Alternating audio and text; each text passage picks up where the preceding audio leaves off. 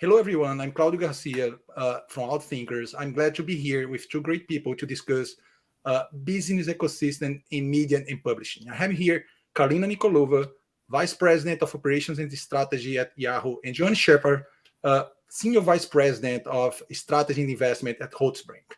So the idea here is, there's so many changes happening today in the media and publishing industry. If you look like to the last 10 years, so many big platforms completely changed the way that people interact with media and publishing as well. So we have now much more people creating their own content and try to sell that. Now we see like a lot of companies trying to find other ways to monetize like investments in content as well. So big shifts. And a lot of companies are moving to compete more in ecosystems. My first question to you, and I'll start with you, Kalina, what's changing? What is the big change here? What is different from competing in the old model, competing one against another, and now that you're part of ecosystems? Thank you, Claudio. And first of all, so wonderful to be here in great company, and very much, looking forward to a wonderful conversation. So it's such a big ocean question. And Claudio, you already teed up some of the biggest changes, and I'm going to start there. You said something along the lines of, the media industry has changed so much. Everybody is a content creator. Just think about that for a second. The massiveness of communication, messages, content out there that is created by literally everybody. Traditionally, it was created by media companies, not to make this a history lesson, but we all know, traditionally we have publishing companies, we have, TV companies, radio, magazines, etc., like produced content, professional content. We live in a different world now. Everybody has a voice, and that has really enriched the experience for the consumer. And I want to start anchoring, at least from my perspective, the conversation in exactly that. How do we create even better value for the consumer, and then of course for the business customers? And I think that is the really the biggest change that has happened in the industry. It has become richer. It has become a consumer experience that is much broader. It includes their own participation in creation of content, and includes hearing from so many more content creators, including brands. Brands are publishers now as well. And the world has really moved on from this kind of more boxed, traditionally a way of creating the content, creating the experiences. So that is one big change. It's become much more open, democratic, available, accessible to a lot more content creation. And that has created so many different tiers and aspects and diversity in content. It's absolutely amazing to see. And that's from the consumer perspective. And then when you shift gears and kind of look on the other side of the equation, again, starting to get into ecosystems, we all kind of are interconnected. When you look at the business participants in that ecosystem, you look at advertisers, you look at publishers, you look at all the companies that bring more value to the equation, data companies, targeting, marketing, creative companies, etc. Very rich ecosystem. For all of us, the business players in this has also become much richer playing field, and many more opportunities to enrich that value. But also with that comes this greater responsibility, which inevitably is going to be part of this conversation, this greater responsibility to protecting the consumer. Protecting the consumer in terms of privacy practices, in terms of being clear on how we're using their attention to media and eyeballs and experiences kind of on different digital sites, etc. And with that has come a special layer of complexity, I would say, but also opportunity in the media industry that is really driving a lot of the changes in the business models that we see today. While a lot more is available, also a lot more is at risk, and a lot more needs protecting and careful skills and regulation, and companies being really focused on how we protect the consumer. So while we're creating more value, we also protect the consumer. I think that's another thing that has created a slew of players in that space, a slew of regulation that we need to pay attention to, etc. So overall, glass half full. It's amazing. It's a richer and more interesting and more democratic industry, but also with new layers of complexity. That's great. Joanne, what has changed for Holtzbrinck? When you look like 10 years from now, considering everything that Kalina was adding here in the conversation. So number one, thank you for having me, and it's great to be here. I completely agree with everything that Kalina said, particularly around consumer protection.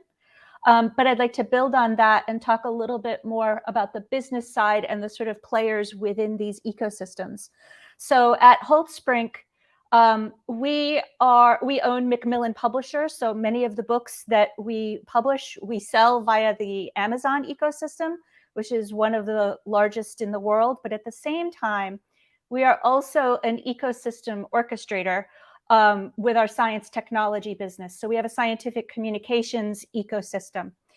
And what I'm finding is the Amazons or the Googles or the Apples of the world are very sort of Web 2.0, right? And as we're looking to the next phase of web evolution, we're starting to look at Web 3.0, where the value creation is going to be even more decentralized, even more distributed. It is going to be much more searchable and additional value creation coming through AI and ML. There's new forms of value creation if you look at something like the NFTs. And so the next level is really about how do we work together more, either as orchestrators or as the content creators or the sort of nodes within the ecosystem, and start to think much more broadly than just about ourselves and our bottom line and around greater good for the world. Thank you, Joanne. So a question I have is, what changed in the organization? What changed inside of the organization? What does it mean for management practice, for the way that people interact? So which are the implications for this change, for people, for the whole way that organization deliver on the promise? So Kalina. Wonderful question, and I loved every word you said, Joanne. You really kind of set up the answer that I want to give. It is such exciting times to be realizing and understanding that we're all now creators of value. Like we're all playing together in a richer ecosystem. Of course, that means that internally we have to be more aligned with that and more agile around that with our operating models. And what I mean by that more practically is we cannot possibly succeed, any one company, on our own in the ecosystem. So it's partnership model on steroids compared to any previous models, in kind of business models for this industry. We absolutely have to partner with others to create that value that we talked about, to play either, exactly as you were saying, Joanne, the different roles that we have in the ecosystem. We do that with partners. And what that means for our internal models is this kind of open, networked operating model. So it's Yahoo, just to speak about my specific company, Yahoo, with the specific things we bring to the table. We bring, certain content creation, certain subscriptions, amazing services for consumers. And then on the business side, we bring a lot of advertising services, search services, publishing relationships, etc. But we can't do that well without partnering with a whole ecosystem of partners, literally a whole ecosystem of partners. Obviously we partner with our customers, needless to say, but we also kind of bring publishers together in advertising networks, as an example. So we all together bring better value for advertisers. We work with data companies, companies who help us enrich the understanding of the consumer so we can make advertising messages better for the consumer. The better we understand them, the better we are able to communicate with them, and also better for the advertiser because they find the people they're looking for. So a lot of data companies that we work with together, a lot of technology companies, there's certain features we don't need to build. They're already out there. We partner with others to do this together. And I'm kind of stating the obvious, but this is what's interesting about that. It's becoming more and more accelerated and more it's not even a question of if, it's a question of who you're partnering with and in what models. And those partnership models are also becoming very flexible and very rich. They're not kind of the old commercial models. They're much more agile. They're much more oriented to this value creation notion for sure. And we have, like everybody else, we have so many partners that are both competitors and partners at the same time. And that is completely normal. Like nobody's wondering at that anymore. And we're very, very clear that that is absolutely how the industry operates. So there's like, so on one hand is the operating model, like really networked, ecosystem operating model with partners, just to be able to bring that value. And the other thing is that that I really, really like actually that trend is what it means for the employees. So now it kind of turn the conversation to the individual, turn the conversation to the person in those companies or working at the partners. It is an unprecedented time for people in terms of opportunity, in terms of actually being much more connected across the industry, much more connected exactly with those partners, vendors, customers, etc., and working much more closely and with more of them. So that creates this broader visibility for people to learn other things, to work with other companies, to go work for other companies even. I mean, we know it's the great resignation. I'm sure we're going to talk about that a little bit.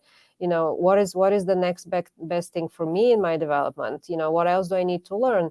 And this kind of interconnectedness of the industry has created even more opportunity for people, which is a wonderful thing to see. That's great. So how is it for you, Joanne? I mean, again, what have you seen internally happening at Holtzbrinck? So what I would say, and going back to sort of management practices, there are several forces coming together right now that are requiring different styles of leadership. If you look at the sorts of leaders that were looked at as icons before the pandemic, right? There was a bit of the sort of hard-charging masculinity. There was an image of when you thought of a CEO or someone in the C-suite, you had a very specific image. And that image is changing. And what holds for the pandemic, in my view, also holds when we're talking about ecosystems, which is it's about diversity. And it's about really valuing not just lip service to diversity, but what does diversity actually bring to your level of decision making? It is also about empathy. So with such a decentralized system that we're moving toward, he or she with the greatest amount of empathy tends to be the one to lead with the greatest amount of value creation. It's about partnerships, as Kalina was saying, and it's about thinking for the collective more than just so the leaders that are thinking about the collective are the ones that are emerging from this with stronger businesses, more loyalty from the employees, right? Really thinking flexibly about what happens in the workforce. And it's happening very, very quickly. This change is happening as part of the Great Resignation. You see the leadership moving around, and you're also seeing individuals stretch their style and effectively become what this moment needs. No, that's welcome, I would say, that for not only for the business ecosystem context that is training, but for the whole organization, I'd say. Exactly. So, but getting into this, I mean, I think one of the big challenges of the ecosystem is the complexity that increase for organizations, because you don't need only to manage like the challenge you have in your organization, but you also need to kind of like match with the challenge of your partners, let's say that. So how to solve that? I mean, how do you tackle this like complexity increase that is unavoidable, I'd say, at least like if you think about immediately when you're like trying to partner, it's unavoidable to manage that. So how do you say that? Joanne, we can start with you. And yeah. So the scientific communication ecosystem that we run externally is modular. You can participate in pieces where you want. You don't have to participate in the whole thing. It is open as opposed to closed. We have very strong freemium models with a number of our products. And it's very much driven around responsible and ethical use of the data. And I would say that we take that same approach internally. So we look for partners and, digital systems and things.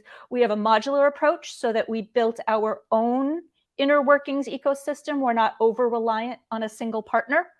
And I think that's important, number one, because you don't want single points of failure with anything, but also managing who gets your data and who does not, so that nobody has complete control or visibility into our organization is an important thing for us. And then the last thing that I would say about sort of internal ecosystems, which is again the same for external ecosystems, is the more decentralized they are, the more trust has to be baked in.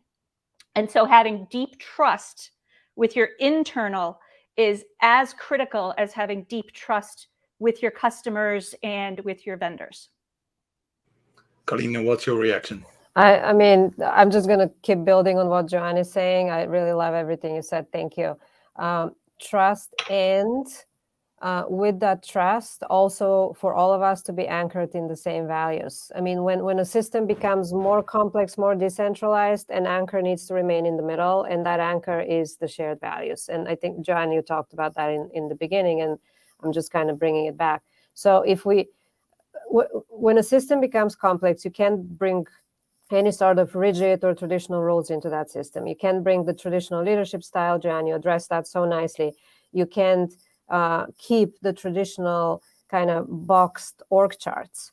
This is like the entire way of leadership, of working, like the operating model of the organization, of the ability of the people to learn and draw from different experiences and from different skills that they have acquired becomes absolutely critical. So when you think about all the pieces that create the workings of an organization, all of them have to become very attuned to this notion of acceleration and agility. And that includes the leadership style. We talked about that. That includes employees learning and providing opportunities and even promoting that for employees, like learn more things from across the company. That becomes very critical. I mentioned earlier these more flexible commercial terms models with partners. This is not, we can't operate anymore in like something that is, we have a contract for 2 years and here's exactly what we're going to do. It's not based on that. It has to be based on, of course, they are commercial terms, no question, but there's a lot more flexibility in those models that we have to build together so we all can be agile about it. Everything, I mean, even all the way down to internal processes, the quote unquote everyday workflows and internal processes that we have in the organizations. Again, doing agile type processes is not an if anymore either. I mean, this is just how everybody has to think and how everybody needs to be ready to constantly pivot. And I went all the way down to process, and I'm going to now bring it all the way up to kind of to strategy. The other thing that obviously we all need to be thinking about is how do we create the overall agility and ability of the organization to pivot faster? I mean, because things are changing so much faster, and Joanne, you spoke about, Web 3.0 and AR and VR. I mean, obviously, we at Yahoo think about that a lot, all the time. And how do you more quickly get the signals from outside, from the overall ecosystem, from all the partners and vendors and everybody you work with, so that we all can understand when it's going to happen, what is going to happen when it's going to happen, and have the ability to pivot the organization, to maybe de-emphasize something, accelerate certain parts of the strategy or the organization. Creating that mindset in the organizations all the way up at the strategic level, at the directional level for the company, is also becoming like mission critical skill for the organizations. Yeah, one question that came up, I mean, based on what you responded as well, Joanne, but getting out of the thing is how to make choice, because I mean, one thing is when you're like the orchestrator and you define your rules that can be fair for everybody and you have a win-win context for everybody. Another thing is when you're a node in the whole ecosystem, and I see a lot of asymmetries out there, so like I can comment some recently, one of the big players that has really big like chunks of the ecosystem for music, for publishing, for everything that is sold like within the ecosystem. So when there are a lot of complaints, so how to manage, how do you choose the right partner? Is the strategy to define the ecosystem that you want to plug in as a node? So that's the question. Joanne, we can start with you. So I'd like to echo something that Kalina said, which is about shared values. When you're a node, sometimes you can feel like you don't have the power. And so you may not feel like you can negotiate from a position of strength. And you can actually when you're a node.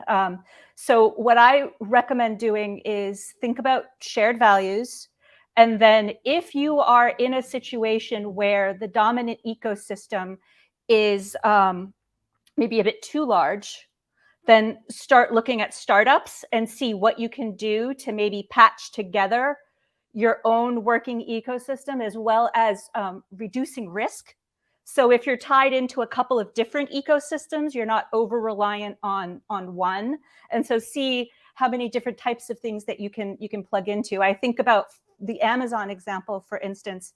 Shopify has basically taken some of the complaints that people had about Amazon and built a nice little business that people generally believe is more fair to the people that are in that ecosystem. So that's the way I would approach it. That's how I would choose. Kalina. I love that. I mean, I'll stay on that kind of notion of shared values, and I'll just layer on that. I'll add to that more value for the consumer, more value for the ultimate customer. So I've said this in other forums where we've talked about ecosystems, and I feel very, very strongly about this. At the end of the day, an ecosystem has to drive towards increasing the pie, not slicing the pie. Like that is the win-win for everybody. Yeah. So it comes exactly from those shared values. Like if we all are driving towards better value for the consumer, better value for the business customers, the pie is going to grow.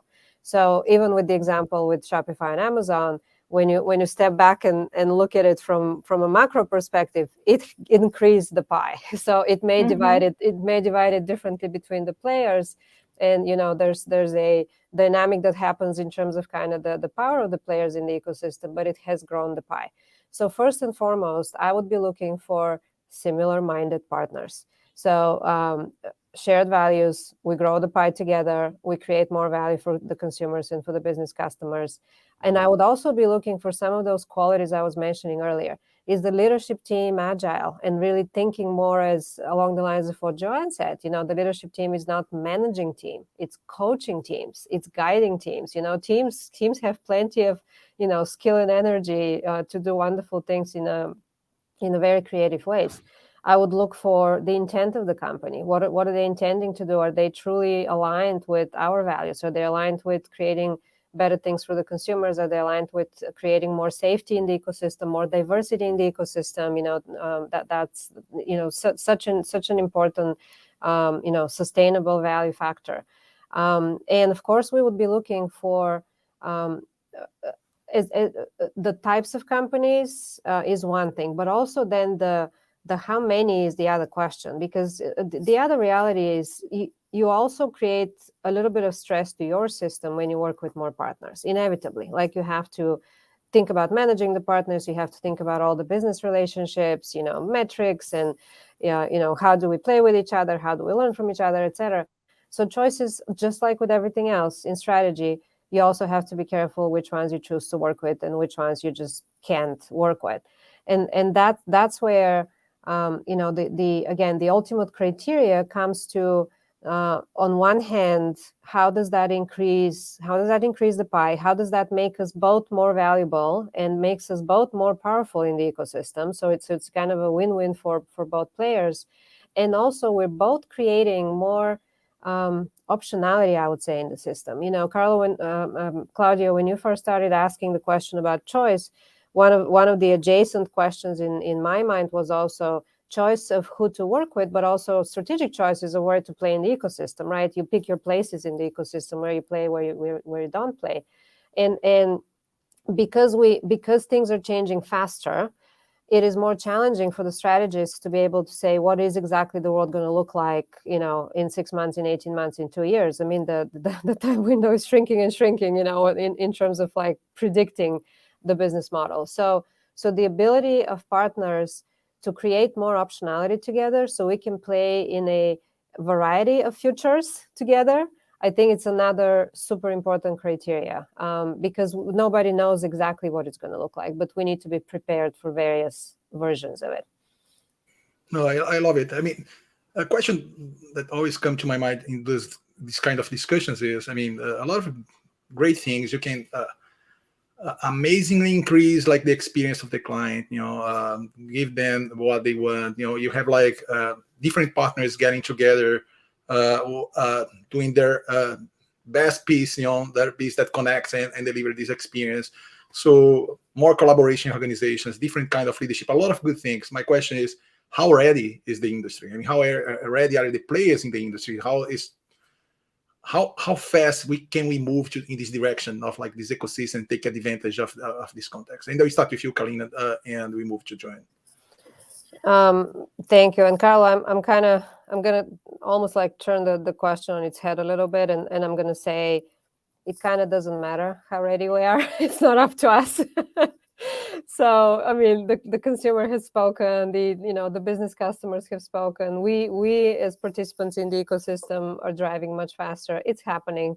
So we're flowing with that. And again, I am glass half full, and I always see that as an opportunity. But of course, it has made things more difficult. So and maybe this is as good place as any to kind of mention something else. Part of this conversation about where is this going and who's driving the bus, etc. It's this notion of the future sustainability, and sustainability is like everything we mean by that: sustainable goals, sustainable values, diversity, etc. When I say, oh, the consumer has already spoken, the employees have also already spoken. They want to be working for companies who care about that. Part of that notion of shared values is to also be contributing to the larger society, community, etc. And that's not a choice either anymore. That is really, especially with the younger generations coming into the workforce, being consumers with very, very strong opinions that are out there, and they cannot be and should not be ignored in any way. That has become part of the equation. And we have to know what that means to us as companies. We have to know what sustainability means to us. We have to know what the consumer expectations mean to us. And this is now a huge part of those expectations.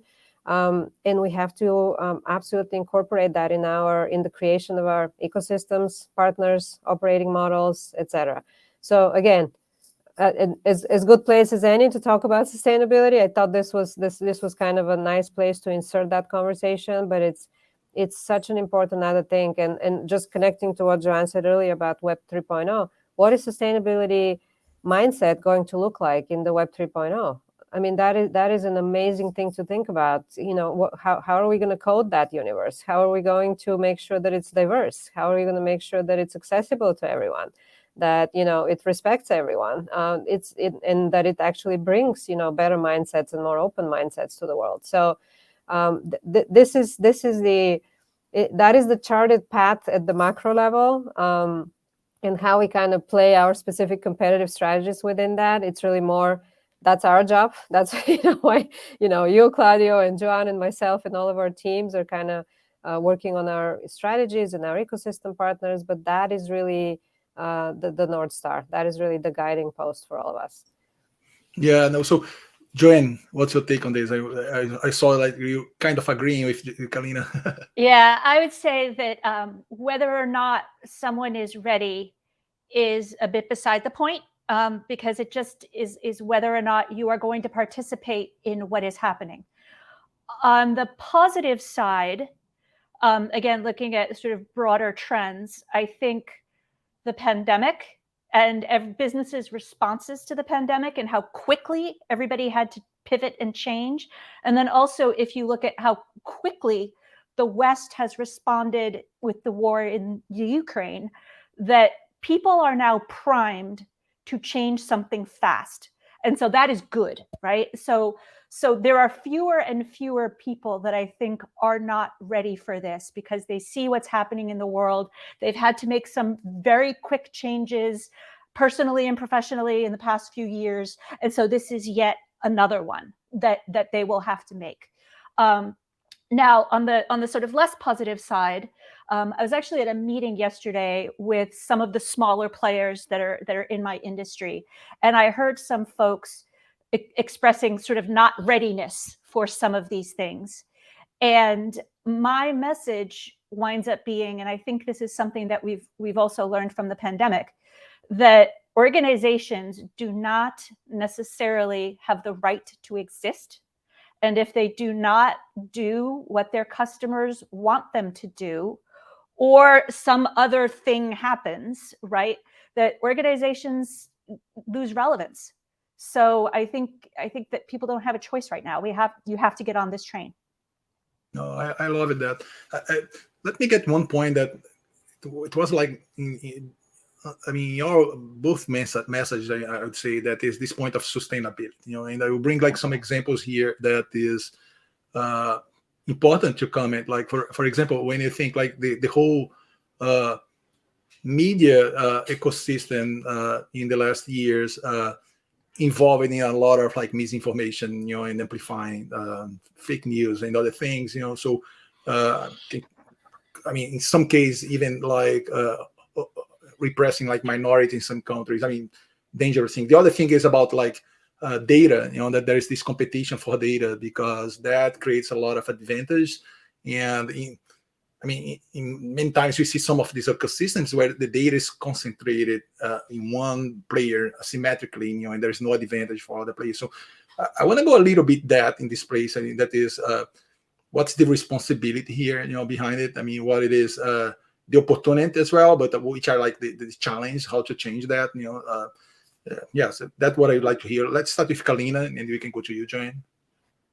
So you really said the key word that I'm going to use to anchor my answer, and that's responsibility. I've been in the media industry for 25 years.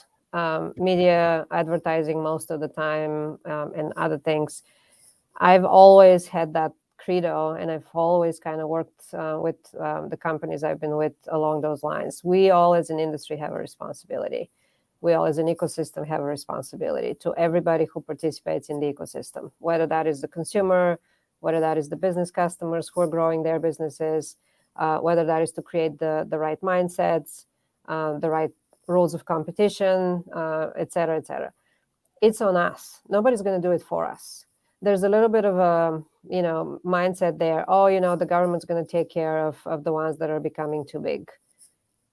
They have to also watch and do whatever they need to do, but it's first and foremost all of us in the ecosystem who need to be speaking up, collaborating, and making the right choices together. And as I said, and I'm not going to name any names, but we all know who we're talking about when we talk about kind of big data and big companies in media. We all come together, and as I said, we're competitors and collaborators at the same time. Yahoo is one of the biggest media companies. We collaborate with all of them, and we compete with all of them. We're constantly having conversation about what is right for the consumer. How are we going to use targeting in a way that is visible, agreed by, and makes the consumer experience better? Because again, I've been in advertising for 25 years. I got to believe in it.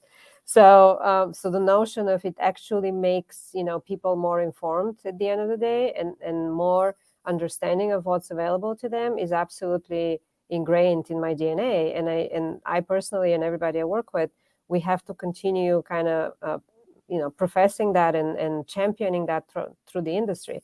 So it's really like this relentless responsibility to find ways to make it better, to maybe make it clearer, make it more understandable for everybody, make the rules when they're needed, the visibility where that is needed, and demand that from everybody we work with. I mean, that's the other thing. It's like, Joanne was just saying, choose to work with the ones you want to work with. And then, companies who don't do that don't even have the right to exist, at the end of the day. So it is certainly not an easy thing to operationalize, no question. But as long as we stay true to why we're doing it, keep asking the why, and then the what follows from there, we're all finding ways to actually make it happen on the execution level, on the partnership level, et cetera. But it's so, like, I can't stress this enough. It's so much on us to do it, and not for somebody to do it for us. In every big thing and little thing we do as companies, as leaders, as teams, and even as consumers, because we all also have our voice out there. Yeah, Joanne, any other thing here? This is where I think diversification really comes in, so that no one has too much. And the other thought that I have is the ability to vote with your feet. And just because, say, if you're a content creator or a node in the ecosystem, you have the power to enact some change. I think about Taylor Swift with Spotify, right? I think about Epic Games with Apple.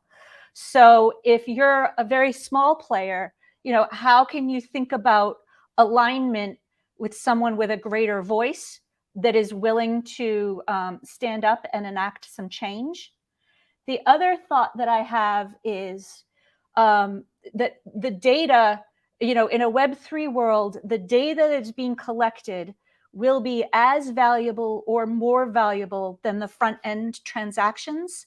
And they themselves, the data collected on the back of these things will lead to new and interesting businesses as the AI and ML run some derivative products. And how we think now about the value creation there and who is entitled to what piece of the pie hasn't been written yet. And I think if I'm one of the early content creators and someone else is using my derived data, how do I want to protect myself in that and make sure that I get my slice? And that really goes to how you choose your partners. I love that. I love that. So we are going to the end of the panel. I have a last question here. That is, obviously, there's so many players out there that are still like figuring out, hey, how do I take my piece of that? How do I join these ecosystems? So my question to each of you now is, which advice would you give to companies that want to play in the ecosystems? I think Joanne kind of answered that earlier, so I'm gonna layer on that. The notion of there's no vacuum in the system. Like the moment somebody misses a consumer need and doesn't fulfill a consumer need, that is the opportunity for the next to see it, understand it, and fulfill that need. And that's always been the case. That's not a new thing. What is different now is that I think it happens. First of all, it happens faster. We already talked about that. So it's kind of the rotation, the velocity of that is much faster. And then I think it's more visible. I think the ecosystem is much more like the media ecosystem, especially because it's digital media, because everybody talks about everything, because everything is so measurable. I think it's much more able to see much more quickly where the gaps are. Like people are going to say something. The numbers, certain data numbers from, I don't know, targeting or tracking certain people are going to drop. You're not going to be able to communicate with the consumer in a certain way. Consumers have so many options easily available. The switching costs are obviously kind of a very important strategy in media. How do you keep the consumers? If you don't have enough to keep them with, they're going to move to the next one. So at the end of the day is opportunity for innovation. Continue to stay first and foremost that laser focus on what are the needs of consumers and business customers. Laser focused on what needs may be unfulfilled, and then walk into that, and then continue using some of that logic we talked about throughout this panel. Whether you're the orchestrator or the node. I mean, if you're entering the ecosystem, you're going to be a node. Everything that Joanne said about how to exercise that power and how to feel confident that anyone can drive change and can drive great changes and good things in the ecosystem is absolutely true. So go for it. I would say go for it. Find your partners. I mean, needless to say, a business that starts always needs to scale, and that is the fastest way to do that is through partnerships. Find your right partners that are aligned with what you're trying to build. And amplify from there. Just stay anchored on that value for the consumer or the business customer. Absolutely. Love it, Joanne. I think it starts with thinking about your ethics and your values, as we've been saying, and then leading from that, regardless of whether you are a node or an orchestrator. And I think getting yourself into the mindset of greater value creation and shared value creation.